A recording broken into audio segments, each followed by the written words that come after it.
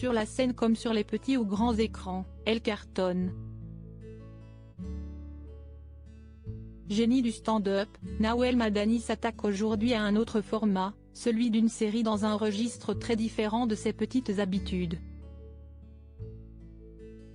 Le vendredi 7 avril 2023, Netflix met en ligne sa série, Son bébé, intitulée Jusqu'ici tout va bien, un polar dont elle a écrit les 8 épisodes, elle en a réalisé la moitié, et dans lequel elle tient l'un des rôles principaux.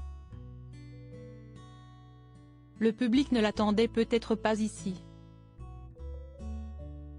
Et pourtant, l'humoriste belge, maman d'une petite Lou, a imaginé ce concept alors qu'elle était hospitalisée. J'ai été brûlée au 3e degré, enfant, du coup, je dois parfois refaire des opérations. Lors de la dernière, je m'ennuyais et j'ai commencé à écrire une Bible, un document qui réunit l'ensemble des informations concernant les personnages de la série et l'intrigue principale, note de la rédaction, explique-t-elle dans les colonnes du journal Le Parisien. Avec une envie, parler des femmes de banlieue, pas, ou peu, représentées à l'écran. Dans cette série, Nawel Madani a fait le choix de tourner avec son mari, l'acteur de Djibril Zoga, à ses risques et périls. Il me rendait ouf à me demander de changer telle scène ou en m'appelant Choupinette, se souvient-elle.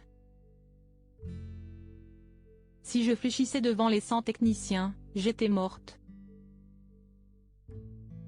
Non, je n'avais pas 38 ans. Nawel Madani avait déjà créé la surprise, en 2017, en obtenant un rôle au cinéma, loin de ses blagues et de son micro, en réalisant et en jouant dans le film Si Esti tout pour moi. Sacré palmarès pour la comédienne de 38 ans. Ou plus? Non, je n'ai pas 38 ans, ça, Si Esti sur Wikipédia, rectifie-t-elle alors que le journal Le Parisien évoque son âge. En vrai, j'ai 43 ans. Je pourrais mettre la vraie date mais je n'ai pas voulu. Depuis cette déclaration, on ne trouve plus l'année de naissance de l'humoriste sur la fameuse page Wikipédia. Les paroles s'envolent, les écrits restent.